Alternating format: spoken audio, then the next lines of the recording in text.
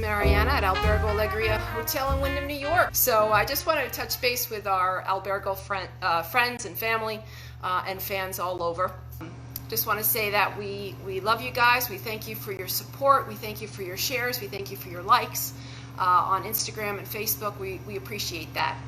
Love engaging with you and our fan base.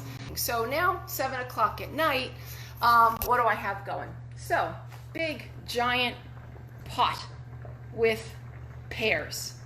Lots and lots and lots of pears.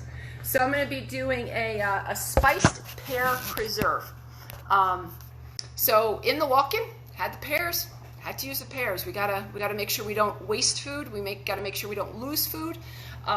So basically the recipe, I actually don't even know where it comes from. I pulled it offline, but it's a spiced pear preserve. Calls for lemon juice, so it's a nice fresh lemon juice.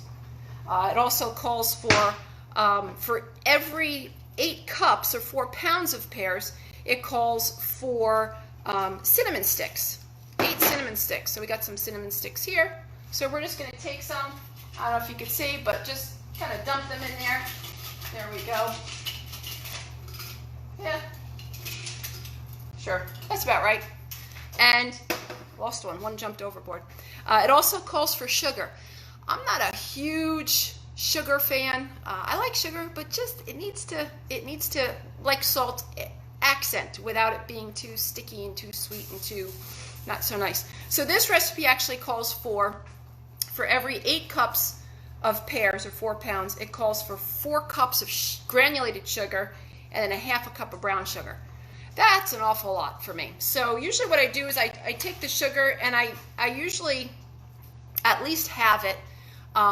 If not, I'll quarter the recipe, and then you can always add a little bit more. But you want to do your white sugar, you want to do some brown sugar, and it calls for crystallized ginger, which is also sugar. So it's like sugar. So rather than the crystallized ginger, which I don't have, and I'm not going to the store, going to the store as little as possible.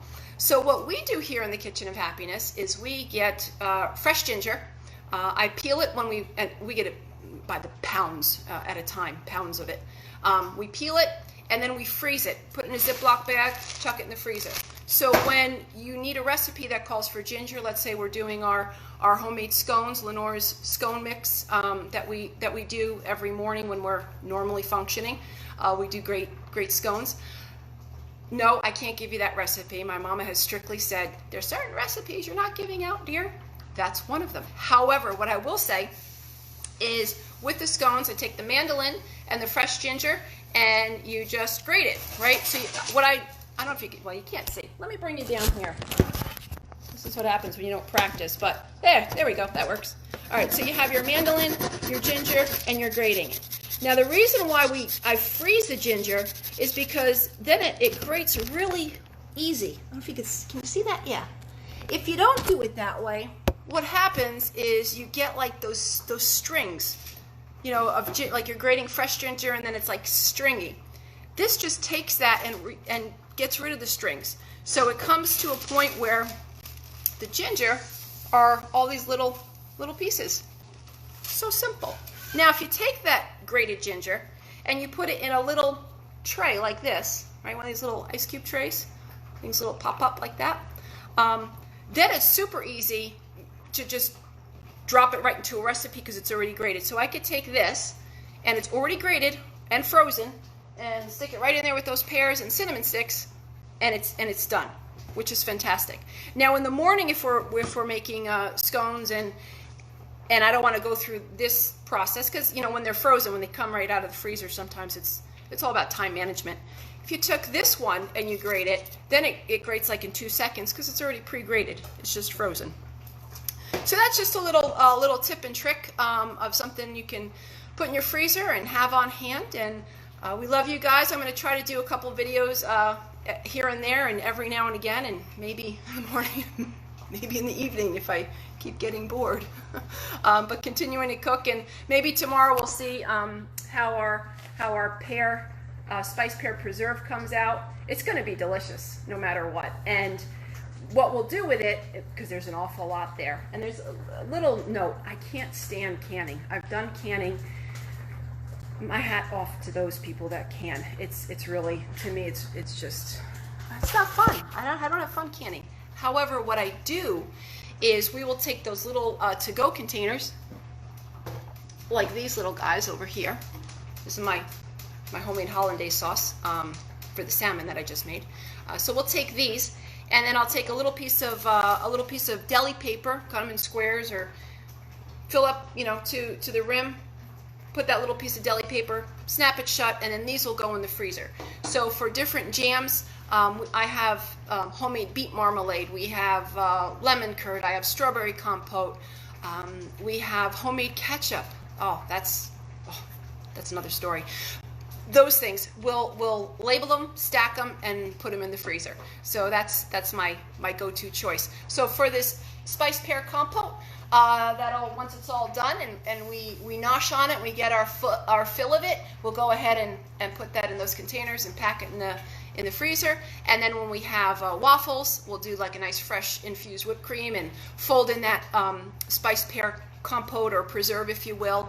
There's a lot of things you could do with it. So. Hey, good morning again. I just posted on my personal page that we'd be here at Albergo Allegri on our Facebook page doing a continuation of the spiced pear preserve and a few other fun things. So here is our preserve. It's coming along beautifully. Started it last night. Then of course I had to hold it. I didn't want the stove on all night.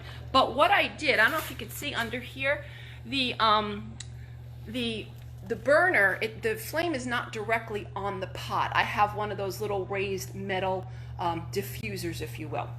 And that's going to help. I'll see if I have another one as I'm talking. That's going to help with not burning that sugar on the bottom. So if I actually took a candy class in college, I think I'd be quite dangerous. But this is what's happening. It's bubbling along. I have a flat tip spoon, okay? And then you're going to just scrape periodically the bottom, so that way that sugar can get released. Now what will happen is, as this heats up, sometimes it's going to sputter and spatter, and obviously it's really hot. Sugar can keep a hotter temperature. You can hear it too. No sound effects. It's all natural. Pretty cool. So just be careful when you start doing those scrapings, because it can like sputter up, and of course it's hot.